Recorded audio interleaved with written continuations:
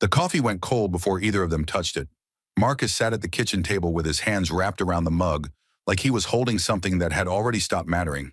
He wore civilian clothes, a plain gray shirt, no rank, no insignia, nothing to tell a stranger who he was. It didn't help. He looked like a general the way a locked door looks like wood. The shape was right. The substance underneath was something else entirely. Elias sat across from him with 3 folders open and a pen behind each ear, and a 4th one clicking in his hand that he wasn't aware he was clicking. His notes filled every margin, English on one page, Keth script on the next, is something in between on the third that looked like shorthand but was a private notation system he had built for himself at 22, because no existing system moved fast enough for his brain. The kitchen smelled like burnt toast that neither of them had eaten. "They'll listen," Elias said. He didn't look up from the folder. He said it the way a person says something they've been saying to themselves for weeks. Worn flat, the shine gone, but the belief still solid underneath, like bone under skin. Marcus looked at him. "They won't. Then I'll make them." Marcus picked up his cold coffee, drank it. 28 years of field tents and command posts had simply removed the ability to care about temperature. His body had reclassified it the same way it had reclassified a lot of things. Not gone, just filed somewhere that didn't interrupt work. Elias looked up. For a moment they were just 2 men in a kitchen, close enough to the same face that strangers went quiet mid-sentence, trying to work out what they were seeing. Same jaw, same dark eyes, same stillness that looked like patience, but was something heavier than patience. A decision made a long time ago about what the world would and would not see. "I need you to not do anything," Elias said. "I'm not doing anything. I need you to keep not doing anything, whatever happens." Marcus set the mug down, parallel to the table edge, precise, the way he placed everything. "Elias, whatever happens," the words came out like a door closing from the inside, quiet, final. Marcus didn't answer. He looked at the folders, the Keth script in the margins. He had all the words his brother had learned so that other people could stay afraid of nothing. Elias left with his folders under his arm. Marcus watched him go. The kitchen stayed quiet. The coffee stayed cold. Outside the window, the city moved the way cities always move. Indifferent, bright, completely unaware that 2 men had just said everything they would say to each other for a very long time. 6 weeks later, Elias arrived at Keth Prime adjacent station aboard a diplomatic transport that smelled of recycled air and something faintly metallic that no amount of filtering had ever fully fixed. The station was large enough to swallow a city and not notice. Its corridors were the color of deep water at night, lit from beneath by panels that pulsed in a slow, steady rhythm. In his research said this was the Keth biological equivalent of background sound, something between music and breathing. He found it calming. He suspected that was not the intent. He was given a translator, a small gray device that fit behind the left ear. He was given a room, a sleeping surface, a sitting surface, a blank wall, nothing else. And he was told the high convocation would receive him in the morning. He was not given water. He sat in the room for 14 hours. He did not ask for water. He opened his notes instead and worked through Keth speech patterns, the ones that didn't translate cleanly because they weren't built on the same logic as human language. The Keth communicated in layers. What something meant on the surface was rarely what it meant underneath. He understood this. It was not so different from people. In the margin of the last page, in handwriting no one was ever meant to read, he wrote, Marcus would have already counted the exits. He put the pen down. He looked at the room. 3 exits. Northeast corridor, unmonitored after 0200 is station time, if his reading of their rotation schedule was right. He wrote that down too. He wasn't sure why. Morning came by station time. An escort of 2 Keth arrived. Tall, segmented, their skin doing the slow color shift that meant formal register. They walked him through corridors that grew progressively wider and more lit until he stepped into a chamber that was built for one purpose, to make whoever stood in the center of it understand exactly how small they were. It worked. The chamber was circular. When the high convocation sat in a raised formation along the outer edge, 12 of them in deep red robes, the color of old authority. The first voice sat highest. His skin color was completely still. In Keth body language, Elias knew, very still meant controlled. Whatever the first voice was feeling, he had decided you would not get to see it. Elias stood in the center. No chair, no table, no surface for his folders. His notes were useless and his hands were just hands, open at his sides. He began. He spoke in Keth, the formal register with the correct tonal layers. He felt the room shift slightly, not physically, just a change in the air, 12 beings adjusting their expectations upward. Because they had not thought he would speak their language, and they had not thought he would speak it like that. Not perfectly, but honestly. When the way a person speaks a language they learned because they actually cared about who spoke it natively. He talked about the disputed corridors. He talked about the resource surveys. He talked about the territorial expansion.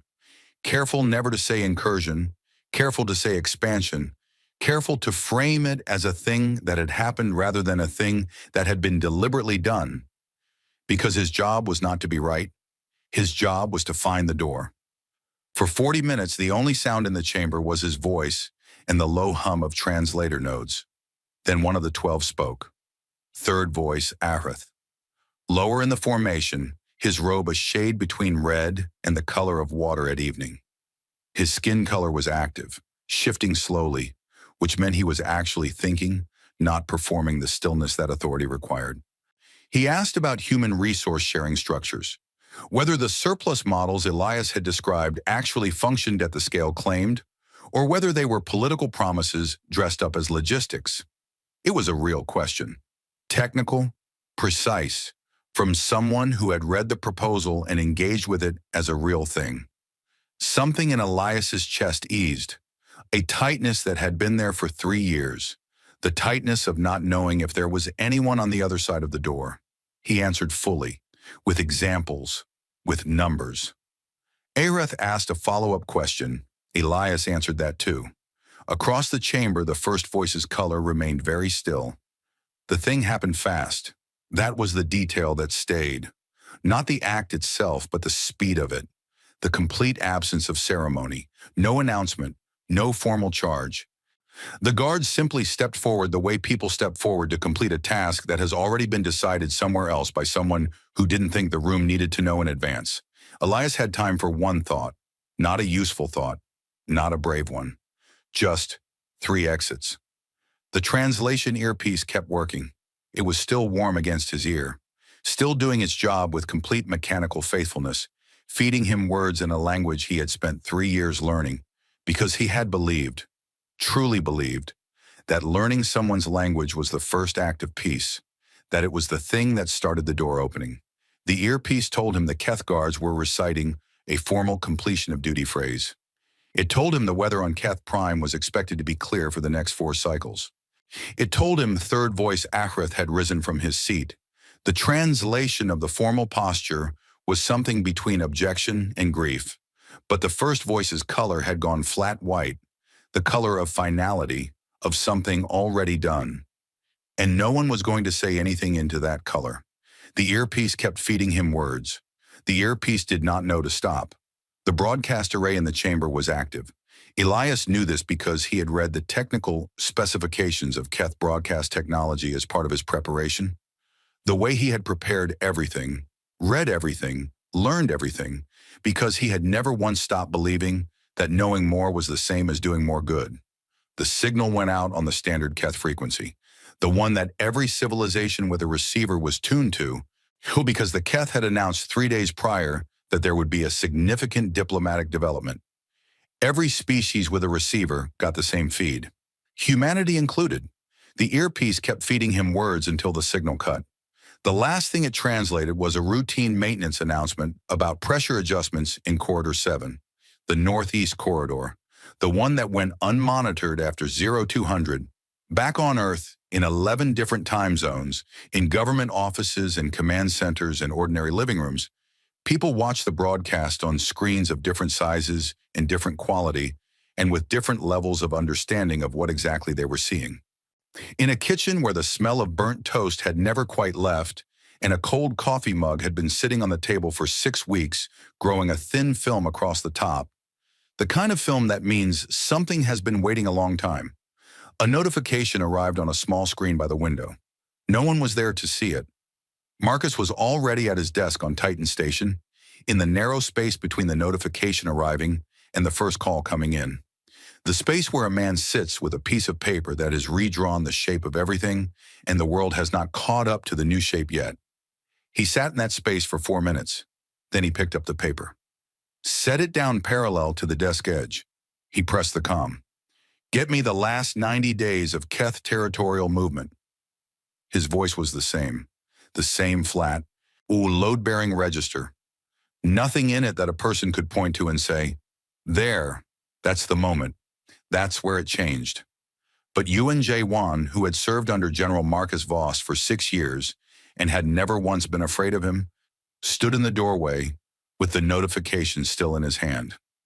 He was afraid now, not of Marcus, of the thing that Marcus had become in 4 minutes alone with a piece of paper and a decision that the rest of the galaxy did not yet know had been made. The rest of the galaxy would find out.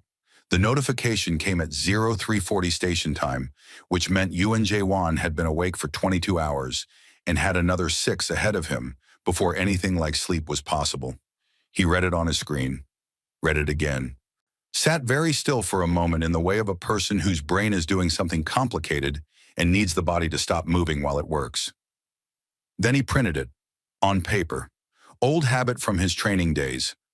Some information you don't carry on a screen you might put down somewhere. Some information belongs in your hand. He walked to the general's office.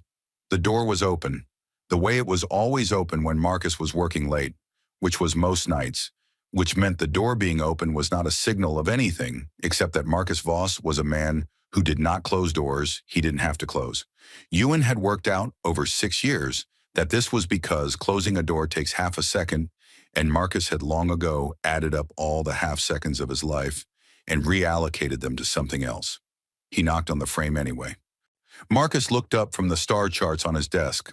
The charts were spread edge to edge, outer rim boundary maps, supply line overlays, the kind of documents that meant Marcus was working 3 problems ahead of wherever the current problem officially stood. His eyes moved to Ewan's face first, then to the paper in Ewan's hand. Something about the paper. The fact of it being paper. Marcus knew before Ewan said a word. Ewan crossed the room, put the notification on the desk, stepped back 2 paces, which was not a standard military distance. It was the distance a person puts between themselves and something they can feel radiating heat. Marcus picked up the paper, read it once, set it down face up, parallel to the edge of the desk. He did not speak. However, the office was quiet except for the low mechanical breath of the station's air system. Somewhere in the corridor outside, a night shift technician was walking past with boots that needed new soles. The sound came and went. Marcus looked at the notification on his desk. His face did nothing. Not the nothing of shock, not blank, not frozen. The nothing of a man who had run the calculations already, somewhere very fast and very deep, and arrived at the answer. And the answer had locked every exterior thing in place while the interior went to work. Ewan had served in 3 combat deployments before he came to serve under Marcus Voss. He had seen men go cold under pressure, and men go loud, and men go somewhere else entirely in their eyes, some back room where the real decisions happen. He recognized the third one, and he had never seen it frighten him before. Marcus reached out and picked up the cold coffee mug from the corner of his desk, the one that had been there since before Elias left. He turned it in his hands. Slow, even rotation. The way you might turn a stone you found interesting. Then he set it back down. He said, "Get me the last 90 days of Keth territorial movement." Ewan said, "Yes, sir." He left. He pulled the data. When he brought it back, Marcus was already standing at the wall display with his hands behind his back, and his weight settled in a way that meant he was going to be there for a long time, and didn't need a chair to do it. The calls came in before 0500. First, the Secretary General of the United Earth Assembly, then the Joint Chiefs, then the UEA Director of Diplomatic Affairs, who was sobbing audibly on the line, which was the most honest response anyone offered. Then 2 separate calls from representatives of the Vorkai Collective, A neutral civilization who had watched the broadcast the same as everyone else, who wanted it noted, formally, on the record, that they were deeply saddened and had absolutely no foreknowledge of the Keth's actions. Ewan logged every call. The list grew to 14 by 0800. Marcus took none of them. He stood at the wall display and studied Keth territorial data and did not take a single call. And Ewan, who was a practical man from a practical city who believed in process and chain of command and the right way to do things, did not once suggest that perhaps the general should pick up the line, because Ewan had seen Marcus's face when he read the notification. And he knew that whatever was happening inside that stillness, adding the Secretary General's voice to it was not going to help the Secretary General. By the second day, Marcus had not slept. This was not unusual. Marcus had gone 4 days without sleep during the Kepler Corridor campaign, the one that people in military history circles called the 16-hour war, except it had actually lasted 11 days, and the 16 hours referred only to the final push, the one Marcus had designed in a field tent with 2 broken ribs and a headache that he had medicated by drinking water and refusing to acknowledge it. Ewan knew this story because he had been there for it. Marcus ate at his desk. He mapped. He cross-referenced. He pulled intelligence files that were technically outside his operational clearance, and no one said anything because no one was prepared to be the person who told Marcus Voss his access was restricted. Not this week. He pulled Elias's full diplomatic file, the 9 attempts at formal contact with the Keth Dominion, all rejected, ignored, or simply returned unopened. Elias's proposals, the resource-sharing frameworks, the corridor demilitarization models, the pages and pages and pages of work that represented 3 years of a man who was very good at his job doing his job as well as it could possibly be done. Marcus read it all, once carefully, the way he read military intelligence. Not for feeling, but for structure, for what was there and what wasn't, for what the documents revealed about the shape of the thing they were describing. And he read Elias's proposal, and he read the Keth's territorial movement, and then he sat at his desk for a long time, with both sets of documents in front of him, and his hands flat on the desk surface, and his eyes moving between the two. Then he began to write. On the 5th day, Ewan was called into the office for a briefing. It lasted 40 minutes. Marcus stood at the display the whole time and never once looked at his notes because there were no notes. The entire thing was in his head, structured and sequenced and complete. He talked about supply routes and logistical choke points and orbital approach vectors and 17 specific Keth infrastructure installations and why each one mattered and in what order and with what precision. He talked about warning windows, how long each target needed to be warned before a strike to guarantee civilian evacuation. He had calculated these individually, each one different, each one calibrated to the specific population, density, and exit route capacity of that installation. Ewan wrote as fast as he could. His handwriting, normally small and precise, spread out across the page and lost its angles. Not because the information was difficult, because he understood what he was hearing, because he was watching a man take 3 years of his brother's diplomatic proposals and translate them into a different language, the only language that the Keth had ever demonstrated they were willing to hear. When Marcus stopped talking, the room was very quiet. Ewan looked at his notes, then at Marcus. Sir, he said, what this is going to take? I know what it's going to take. The assembly will want to be consulted. Yes. Are you going to consult them? Marcus looked at him. Ewan wrote something else on his pad, something small in the margin. Later, he would not remember exactly what it was, only that writing it made him feel slightly better in the way that small, definite actions make people feel slightly better when the large, indefinite thing is too large to hold. Get me Admiral Chen and General Park, Marcus said, and get me the Keth standard broadcast frequency specifications. The broadcast frequency. Yes. Ewan looked up. That's the frequency they use for the... I know what it's for. Elias's last communication arrived via diplomatic pouch on the 6th day. It had been recovered from the station before the Keth purged the official records. It wasn't marked urgent. It wasn't marked anything.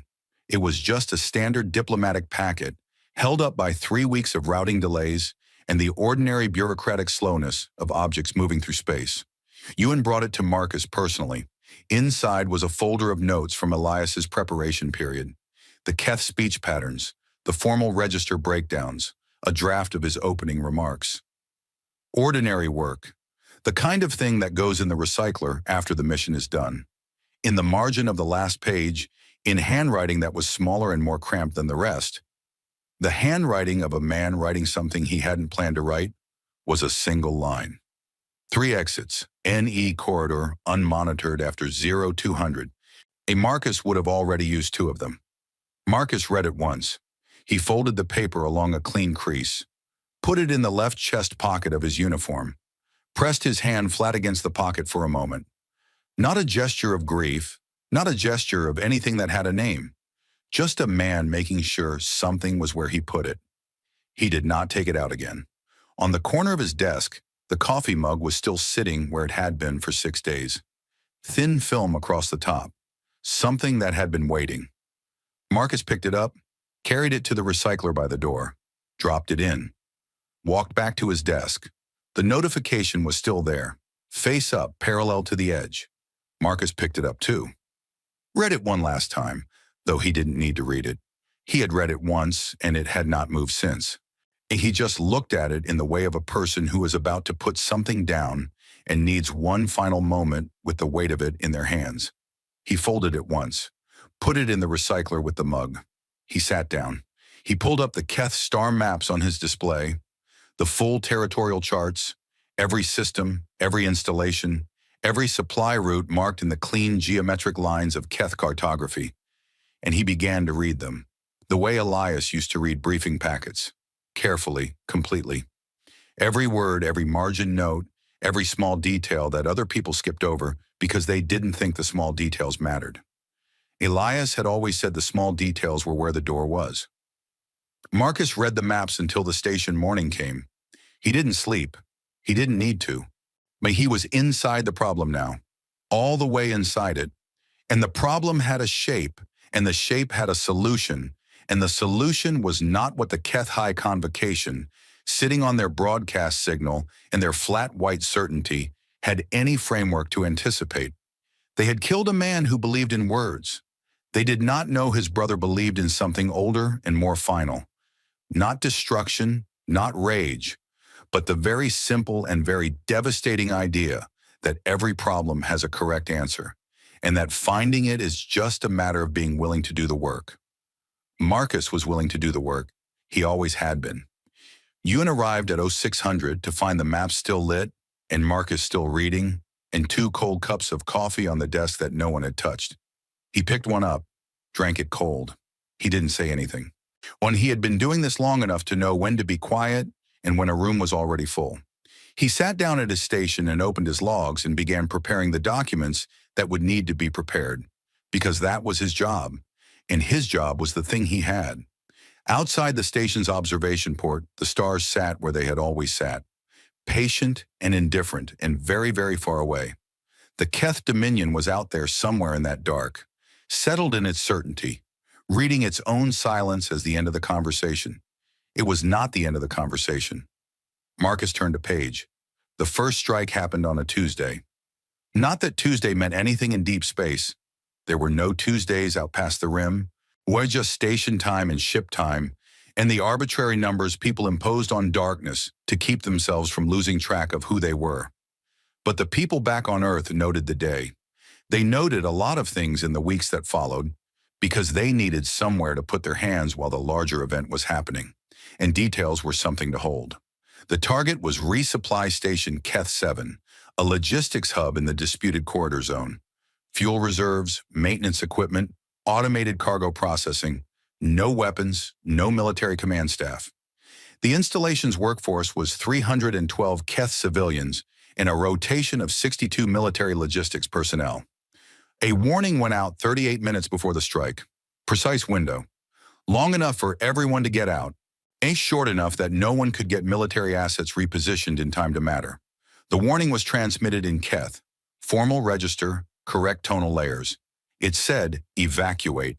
You have 38 minutes. This is not a mistake. They evacuated. All 374 personnel. The last ship cleared the station's perimeter with 4 minutes to spare. Then the station wasn't there anymore. The second strike followed 6 days later, then the third, then a fourth and fifth inside the same week. 17 installations total across 3 months. Each one a resupply hub, a fuel depot, a logistics processing center. Each one warned. Each one emptied before the strike. Each one chosen with a precision that the Keth Military Command, reviewing the pattern from their war tables, found deeply strange. When the strangeness was this, Marcus was not hitting things that hurt, he was hitting things that stopped. There is a difference between an army that wants to destroy you and an army that wants to make you unable to move. The first one comes for your population centers, your government, your command structure. The second one comes for your fuel, your supply chains, your ability to push your territorial boundary forward by 0.4 light years per cycle. The Keth territorial expansion, which had been moving with the slow mechanical confidence of something that had never been interrupted, stopped. Not because they were losing ships, not because their military was weakened, because they couldn't refuel what they had, couldn't resupply what was deployed, couldn't sustain the slow outward pressure that had been the spine of their strategy for 30 years. They were a hand pushing against something that had simply stepped sideways. The hand was still a hand. It just had nothing to push against anymore. On the other side of a very large stretch of space, in a small office on a station belonging to the Sindathi hegemony, a civilization that had in recent years found it convenient to supply certain Keth infrastructure contracts without making this information particularly public. An analyst named Vesa 4 Thornweave was having a bad month. She was an intelligence specialist, had been for 19 years. She had a reputation in the specific professional world where reputations of this kind existed, for seeing patterns in data that other analysts missed, not because she was cleverer than them, though she was, but because she had a habit of asking a different question. Most analysts asked, "What does this data tell me?" Vesa 4 asked, "What is this data trying to do?" She had pulled the strike pattern within 48 hours of the first hit, mapped it, then mapped it again because the first map looked wrong, too neat, too considered, and she wanted to check her own work. It was not wrong. She pulled Elias Voss's full diplomatic proposal, the one that Keth had rejected without formal response 3 months before executing him. She read it in full, which was not standard procedure for a military strike analysis, but which she did anyway, because Vesa 4 Thornweave had never entirely trusted standard procedure. She read the proposal. She read the strike map. She put them side by side. The 17 installations Marcus had targeted were precisely, not approximately, not roughly, precisely, the 17 infrastructure systems that Elias Voss had requested the Keth demilitarize as a condition of the proposed treaty. The resource corridors Elias had asked them to share were the corridors Marcus was now clearing by removing the Keth's ability to operate within them. Marcus was not fighting a war. He was building the treaty, one ruined installation at a time.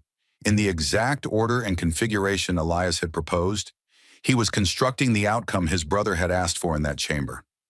Not asking for it, not negotiating for it, making it the only remaining shape the situation could take. Vesa 4 sat at her desk for a long time after she understood this, very still, in the way of a person whose stillness is not calm, but concentration, the kind that happens when a brain is working very fast on something that has caught it completely off guard.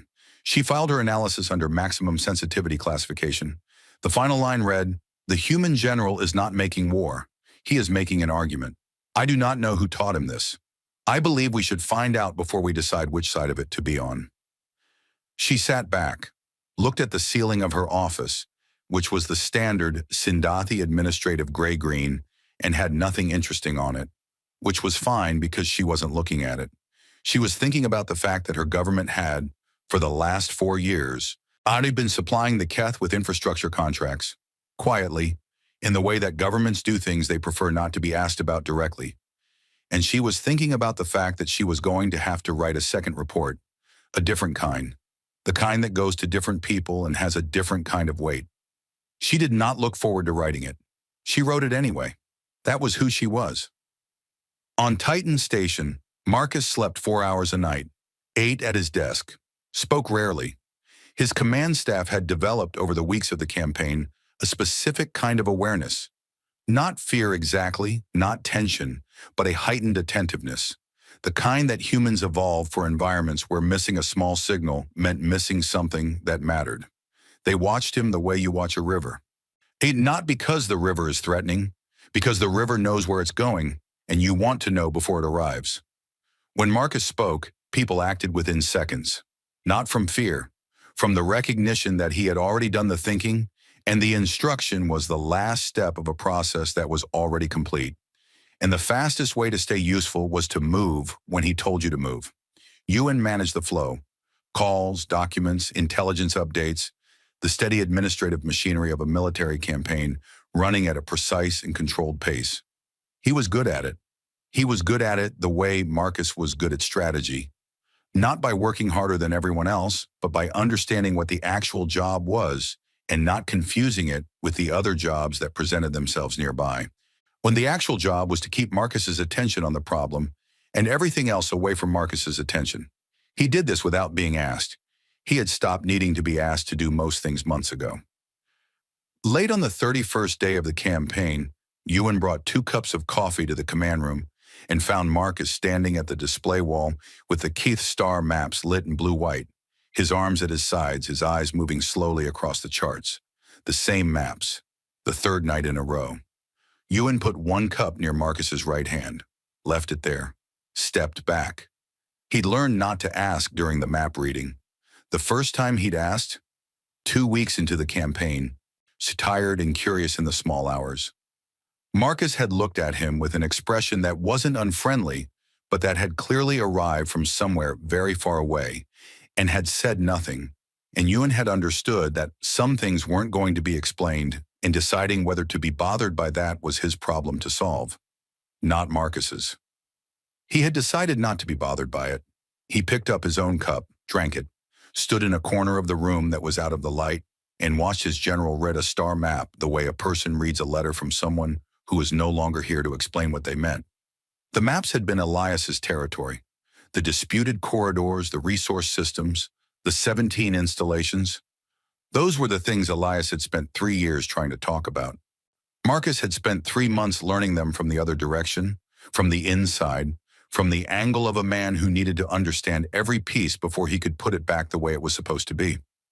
Ewan thought about saying this out loud. He decided against it. Some observations belonged to the person who made them, and nowhere else. He finished his coffee, cold, put the cup down quietly. On the display wall, the Keth Dominion spread across 40 light-years in clean geometric lines. Systems, stations, supply routes, all the infrastructure of a civilization that had decided other civilizations were problems to be managed and had built itself accordingly. 14 of the 17 installations were already gone. Warned, evacuated, removed. 3 remained. Marcus raised one hand and touched the display. Not a tactical gesture, not pointing at a target. Just a fingertip against the surface, against the light of a specific system near the Keth territorial boundary. The system at the center of Elias's proposed demilitarization zone. The system Elias had called in his proposal the beginning of a possible shared future. Marcus lowered his hand. 3 left, he said. Not to Ewan, not to anyone. Just the fact of it, spoken into the room. Ewan said nothing. Marcus turned away from the display, sat down, pulled a different set of documents. Not maps this time, but the kind of dense legal framework text that made Ewan's eyes go blurry within 10 minutes of looking at it. He read it with the same complete attention he had given the maps. Ewan recognized the documents after a moment. When they were Elias's treaty proposal. Not the summary, not the briefing version, the full draft. 73 pages of specific, carefully constructed framework that 3 years of work had built, and a single flat white decision had never bothered to read. Marcus read it the way he read everything. Completely, without hurrying, without skipping to the conclusion. Page by page, the way you read something when you intend to know it, rather than just know about it. Outside the station, in the dark between stars, the 3 remaining installations sat unaware. Keth logistics crews going about their work. fuel cycling through conduits, cargo moving on automated tracks, the ordinary operation of a civilization that had, 1 month ago, been entirely confident that the period at the end of humanity's sentence had been written. When the period had turned out to be a comma, the next word was being prepared. Marcus turned a page. The Keth High Convocation requested a ceasefire on the 47th day. They sent the request through 3 separate channels: the standard Keth diplomatic frequency, a back-channel relay through a neutral Vorkai communications node, and a direct transmission addressed to the United Earth Assembly that carefully did not address Marcus Voss by name or rank. This last detail was noted by everyone who read it and commented on by no one, because everyone who read it understood what the omission meant. The Keth High Convocation had never in their recorded history addressed a military opponent directly. Doing so would mean classifying the opponent as an equal. They were not ready to do that. They were, however, ready to stop losing fuel depots. The ceasefire request asked for a 40-day pause in hostilities to allow formal diplomatic engagement to resume. It referenced in careful language the established protocols for inter-civilizational conflict resolution. It was correctly formatted, procedurally exact, the work of a government that understood the mechanics of diplomacy, even when it had chosen, for 30 years, not to use them. Marcus read it, handed it to Ewan without a word. Ewan asked if there was a response. Marcus said, "Tell them we'll speak when the last 3 installations are addressed." Ewan said, "Sir, the Assembly is going to..." "Tell them," Ewan told them. The Assembly's response came in 4 hours later and took considerably longer than 4 hours to fully process, because it arrived in 7 separate messages from 5 different departments and contained 42 requests for consultation, 18 expressions of concern, and 1 strongly worded note from the Secretary General that Ewan read, summarized into a single sentence, and then did not read to Marcus because the single sentence was, "The Secretary General is unhappy," and Marcus already knew this. The ceasefire request was declined. The Keth tried a different approach on the 53rd day.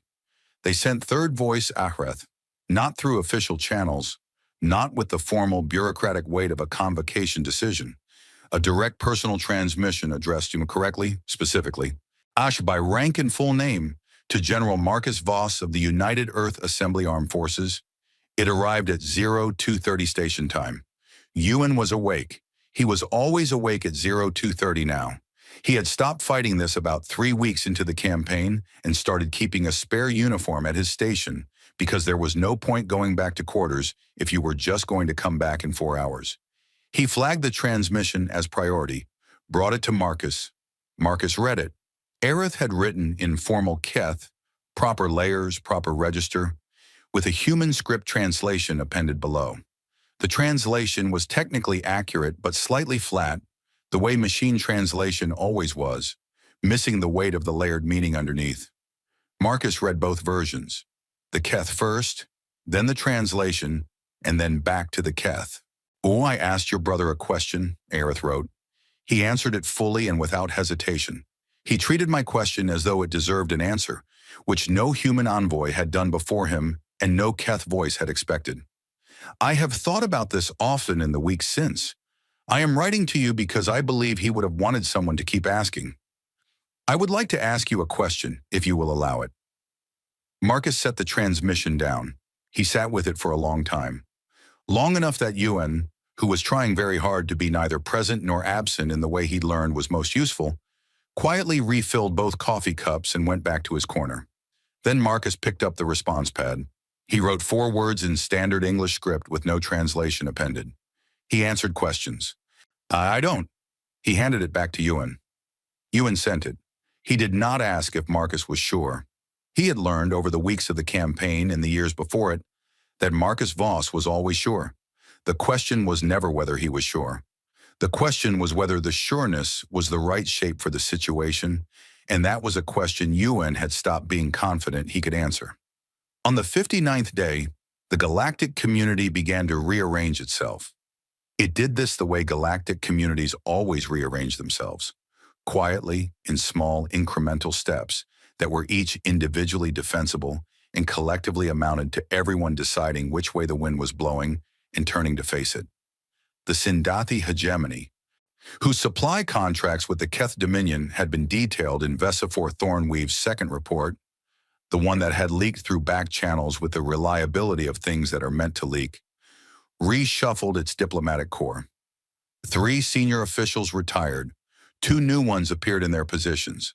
The hegemony released a statement expressing its commitment to inner civilizational stability and its long-standing support for equitable resource frameworks. The statement did not mention the Keth. It did not mention humanity. It did not mention the word contracts or the word sorry. 3 smaller civilizations that had been in preliminary alliance discussions with the Keth Dominion discovered around the same period that their schedules were full, conflicting commitments, unfortunate timing, perhaps next cycle.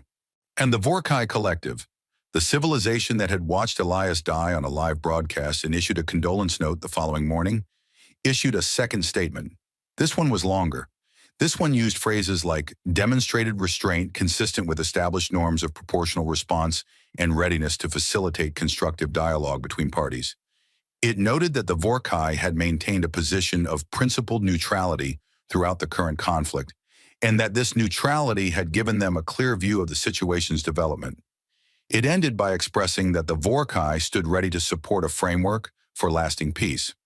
This was diplomatic language for, we would like to be friends with whoever is still standing. Marcus received the Vorkai communique at 1400 on the 61st day. He read it. Wayne handed it to Ewan. File it, he said. Under what heading, sir? Marcus looked at the ceiling for a moment. Not in thought. He had already thought. In something more like the patience you have for things that are inevitable, but still slightly tedious. Too late to matter. Too useful to ignore. Ewan wrote that on the file tab, verbatim. He had stopped editorializing Marcus's words weeks ago. The 63rd day brought the 16th installation, same procedure. Warning issued, specific window. Keth personnel evacuated, all 108 of them, including a maintenance crew that had been running an emergency repair and needed 6 extra minutes and got them, because Marcus had built 6 extra minutes into the window. The installation was gone before local Keth command could respond with anything except traffic on channels that Marcus's team monitored and Ewan logged. The 16th strike, 1 remaining. Vesifor. Thornweave was not sleeping well. This was not unusual for her during active situations. She had a brain that treated problems like chew toys and found it difficult to put them down even in the dark hours when the office was empty and the displays were on standby, and there was technically nothing to do. But the current situation was keeping her awake in a different way. Not because she couldn't solve the problem, because she had solved it. She had seen what Marcus was doing within the first 2 weeks. She had written it down. She had watched it unfold with the particular feeling of watching a proof you wrote correctly be demonstrated in practice. A feeling that was partly satisfaction and partly something much more uncomfortable that she had difficulty naming. What she could not stop thinking about in the dark of her quarters at 0300 station time was the clause she hadn't been able to analyze. The warning transmissions. Marcus's team sent the warnings in Keth. Formal register, correct tonal layers. The kind of Keth that took serious study to produce correctly. Not just vocabulary, but the layered meaning structures, the communication architecture that took years to learn. She had pulled the linguistic analysis on the transmissions. Wa compared them to the linguistic analysis on Elias Voss's official communications from his 3 years as Earth's diplomatic envoy. Same register, same layering approach, same specific construction choices in the formal greeting structure. Marcus Voss had learned to speak to the Keth the way his brother had spoken to them. Not to negotiate, not to ask, just in the warnings. In the part that said, get out, you have time. This is not a mistake. In that part, he was speaking in the voice his brother had spent a career building. Vesifor was a person who believed in being precise about what things meant. She sat with this specific thing for several nights before she was precise enough about it. What it meant was, Marcus Voss had not separated the war from the diplomacy. He had run them as a single operation. Every strike had been the military half of an argument, and every warning had been the diplomatic half. And the argument was the same argument Elias had made in that chamber, And the language was the same language, and the only difference was that this time no one could choose not to listen. She wrote this down. Third report. Personal file, not official. Just for herself, because she was a person who needed to write things down to understand them fully. She wrote, he finished his brother's sentence. He just used a different grammar. She reread it. She left it as it was. Late on the 71st night of the campaign, Ewan found Marcus standing at the observation port in the empty briefing room next to the command center. Not the star maps this time, just the port, the actual physical port. Eye looking out at actual physical dark, at the stars sitting still in the distance, and the Keth territorial boundary somewhere out past where the eye could reach. Ewan stood in the doorway. After a moment, Marcus said, he used to say there is always a next word. Ewan said nothing. When a conversation went silent, when the other side stopped responding, he said silence was not a wall. He said it was just a word you hadn't found yet. The station breathed. Somewhere deep in the infrastructure, something cycled and was quiet again. One installation left, Marcus said. Not to Ewan, not to anyone. Just the fact of it, the weight of where they were in the shape of things. Ewan looked at his general's face in the dim light of the observation port and saw something there that he had not seen in 71 days of the campaign. Not grief, not exhaustion, but the specific expression of a man who is almost at the end of a very long walk and can see finally what he has been walking toward. He left Marcus at the port, got 2 cups of coffee from the machine in the corridor, came back, put one on the table near the port where Marcus could reach it if he wanted it. He sat down in a chair in the corner that was out of the light. He waited. That was his job. That had always been his job. And in 71 days of watching Marcus Voss work, he had come to understand that the job was not a small one. That the person who holds the space around a man who is carrying something enormous is carrying something enormous too, just of a different kind, and that both things needed to be carried to the end. He waited. Outside the port, the stars were where they had always been. The 17th installation was still there. Not for much longer. The 17th installation was warned at 0600, 90-minute window. The longest one Marcus had given. There were 240 personnel on site, including a crew that had been running a deep maintenance cycle on the facility's lower levels and needed extra routing time to reach the emergency transport bays. Marcus had known about the maintenance crew. He had built the 90 minutes around them. They all got out. Then it was gone. The Keth High Convocation's response arrived 4 hours later. One line, no tonal layers, no formal register, just the flat practical Keth of a people who had run out of the other kind. We will discuss terms. Marcus read it, set it down parallel to the desk edge, looked at Ewan. Tell them we'll come to them, he said. Standard diplomatic transport, 3 days. Ewan sent it. The reply came back in 40 minutes. Agreed. He waited for Marcus to say something else. Marcus had already returned to the documents on his desk. Not star maps, not intelligence files, the treaty proposal. Elias's 73 pages, which Marcus had read completely at least 4 times over the course of the campaign, and which were now covered in small, precise margin notes in a handwriting that was not Elias's, but that had, over the weeks, developed a similar quality. Careful, complete, nothing wasted. Sir, Ewan said, the Assembly will want to send a diplomatic team. Standard procedure for surrender proceedings is, I know what standard procedure is. You're going yourself. It was not a question. Ewan had learned many weeks ago that asking Marcus Voss questions he already knew the answer to was a way of filling space that the silence was doing better. Get me transport, Marcus said. Yes, sir. Ewan paused. Do you want me with you? Marcus looked up. It was a brief look, the kind he gave when something surprised him slightly, not the emotion of surprise, but the mild recalibration of a man who had not expected a question and was now quickly assessing it. Yes, he said. Ewan nodded. He went to arrange the transport. Honey, he did not say that he was glad, or that it mattered to him, or any of the things that were true and that neither of them were going to say. He just went and did the next thing. That was how they worked. The Keth negotiation station was not Keth Prime adjacent. It was smaller, a secondary facility in the disputed corridor zone, chosen, Marcus suspected, because it was neutral ground in the sense that both sides had recently been doing things near it that neither preferred to do on their home territory. They docked at 1400 station time. Marcus and Ewan and two officers who were there for documentation and who both understood that their job was to be as quiet and present as furniture. The Keth met them at the docking bay, not guards, protocol officers, a formality distinction that mattered. The protocol officers meant they were treating this as a diplomatic event. Marcus noted this without comment. They were walk-through corridors that were different from the ones Elias had described in his briefing notes.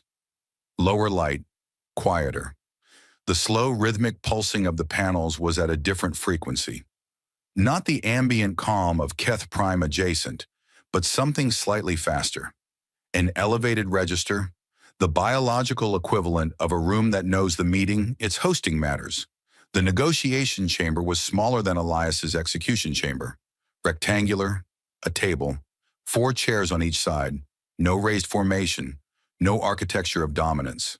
Either the Keth had built the room specifically for this function, or they had chosen it specifically because it didn't look like anywhere authority had previously sat. Marcus sat across from First Voice Drath Ven and 5 convocation members. He sat still in the way he always sat still. Not performing it, not achieving it, simply the absence of the thing that would require it. 3 of the Keth officials later separately described him as unreadable in a way that was itself a kind of message, which was the closest any of them came to articulating what it felt like to be in a room with Marcus Voss at the end of a very long argument. At the far end of the table, Third Voice Akrith sat in the last chair.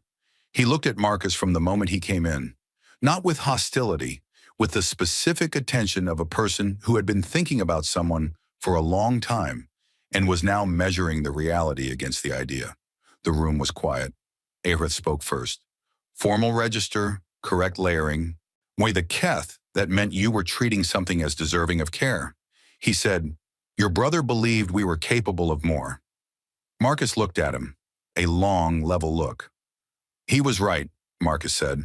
A pause. The room held it. That's why we're at this table instead of a debris field. The terms took 4 hours to formalize. Marcus did not negotiate them. He presented them. There is a distinction. Negotiation implies the possibility of adjustment, and the terms Marcus presented were not adjustable in the way that the room's current geometry was not adjustable. They were the terms because they were the terms, and the shape of the last 3 months had made them the only remaining terms, and the Keth High Convocation. In working through the formal process with the practical exhaustion of people who have been outmaneuvered by the same argument 17 times, signed where they were asked to sign. Demilitarization of the 17 corridor systems. Elias's first ask. Resource sharing framework for the disputed zone. Elias's second ask. A war crimes tribunal for the execution to be composed exclusively of Keth judiciary. Marcus had not asked for human involvement in this. He had asked only that it happen and that the record be complete and that the Keth do it themselves, because a justice that comes from outside is a performance and a justice that comes from inside is a reckoning, and Marcus wanted a reckoning, and one clause that was not in Elias's proposal, that existed in no draft, no preliminary document, no record anywhere. Written in Marcus's hand on the back of a transmission printout sometime around 0300 on a night that Ewan had not been awake to witness. The Keth secretary read it out loud as part of the formal record. The translator node rendered it in flat, accurate, toneless Keth. The Keth Dominion acknowledges that the United Earth Assembly requested formal dialogue on 9 separate occasions prior to the commencement of hostilities. The record will reflect that humanity asked first.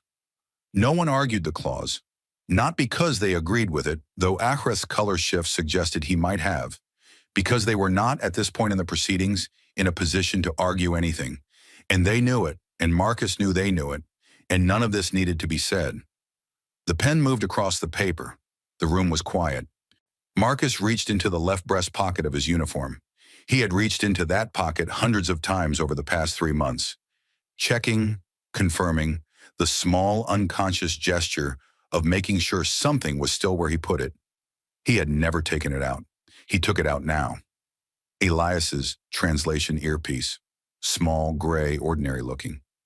The kind of device that came in a standard diplomatic kit and was not particularly remarkable, except for the specific way it had continued doing its job with complete mechanical faithfulness after everything else stopped.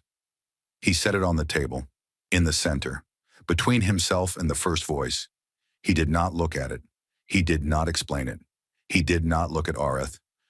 Though Arith was looking at it with the expression of a man who had read enough human briefing documents to understand exactly what he was seeing. Marcus had already stood. Ewan gathered the documents. The two officers gathered their things. The protocol formalities were completed with the appropriate language. They walked back to the docking bay. Marcus did not look back. The treaty terms went out on the Keth standard broadcast frequency, the same one they had used for the execution. Every civilization with a receiver got the same feed, the same way they had gotten the same feed 3 months ago, when the Keth had used the frequency to send a message about what humanity's sentence looked like with a period at the end. This time they read the terms: the corridor demilitarization, the resource framework, the tribunal clause. One of the handwritten edition about 9 requests for dialogue. In offices and command centers and ordinary rooms across 40 light years, people read the broadcast and made decisions about what it meant. On the Sindathi hegemony station, Vesa 4 Thornweave read the terms at her desk. She read them twice. She read the handwritten clause 3 times. She opened her personal log. Not an official report, not an analysis document with a classification level. Just the log she kept because she was a person who had always believed that some things needed to be written down simply to be true in the way they deserved to be true. She wrote, "Humanity sent a man who believed in words. Then they sent a man who knew what words cost." The frightening part, the part I will be thinking about for a long time, is that they were making the same argument. They always intended to build the table. They just needed someone to teach the rest of us what the table was worth. She read it back. She left it. She closed the log, opened her official file, began writing the 3rd report, the one that her government had been waiting for, the one about what posture the Sindathi hegemony should adopt in the current post-conflict period. She wrote it carefully, honestly. She named the supply contracts. She named the failures. She named the correction that was required. It was not a comfortable report. It would not make her popular in certain offices. She filed it anyway. That was who she was. The ship carrying Marcus and Ewan back to Earth had a standard transit time of 11 days, which meant 11 days of operational standby. Not the pause of peace, but the different quality of quiet that comes when the active work is done, and the machinery of aftermath has not fully started yet. Ewan dealt with the correspondence. There was a great deal of it. The Secretary General, the Joint Chiefs, the Vorkai Collective, who had sent 3 separate messages now, each warmer than the last, as though warmth applied in sufficient quantity would retroactively rewrite the condolence note. Several alien diplomats whose civilizations had not been involved in the conflict, but who had been watching with the focused attention of people taking notes for future reference. He dealt with all of it. He kept Marcus's space clear the way he had kept it clear for 3 months, and he felt, in a way he had not expected to feel, that the 11 days of transit were something he needed as much as Marcus did. A threshold, a space between what had been happening and whatever came next. On the 4th day of transit, he brought 2 cups of coffee to the small common area adjacent to the command space and found Marcus sitting at the table with the Keth star maps in front of him. The same maps. Ewan sat down across from him. He put a cup near Marcus's right hand, wrapped both his own hands around his cup. He looked at the maps. He looked at Marcus. "What are you looking for?" he asked. He said it the way you say something you have been not saying for a long time. Not demanding, just finally. Marcus looked at the maps for a moment longer. So he folded them, once, along a clean crease, set them aside. "Nothing," he said. Ewan waited. "Found it." Ewan drank his coffee. It was cold. He had long since stopped noticing. Outside the ship's hull, the stars sat in their fixed positions, patient and immovable, the way they had been sitting while Elias had learned their language, and while Marcus had learned their distances. The way they would be sitting long after both of those things were over. Marcus did not reach for his coffee. He looked at the stars through the port. He was quiet for a long time. Not the working quiet of the campaign, the dense, directed quiet of a man 3 problems ahead of the situation. Just quiet, the different kind. And the kind you are when you have been going somewhere for a very long time, and you have finally arrived, and the arriving is more complicated than the going was, in the way that arriving always is. Ewan didn't speak. He had learned everything there was to learn about when not to speak. On the 8th night, Marcus slept. 8 hours, uninterrupted. His body did it as though it had been waiting, patient and certain, for the moment when the work was done enough to allow it. Ewan checked on him once, left him, went back to his station in the correspondence, in the long administrative work of the aftermath, which was not glamorous work, but which was necessary work, and which he did with the same care he had given everything else. Well, because that was who he was, and because Marcus had built something, and someone needed to help hold it up while the ground settled around it. 3 days out from Earth, Ewan filed the last major report, closed the active campaign logs, prepared the formal documentation that would go to the Assembly, the Joint Chiefs, the historical record. He paused at the classification fields, looked at the blank line for the campaign's operational name. He thought about it for a long moment. He typed Elias. He submitted it. He made 2 cups of coffee, left one by Marcus's station, went back to work.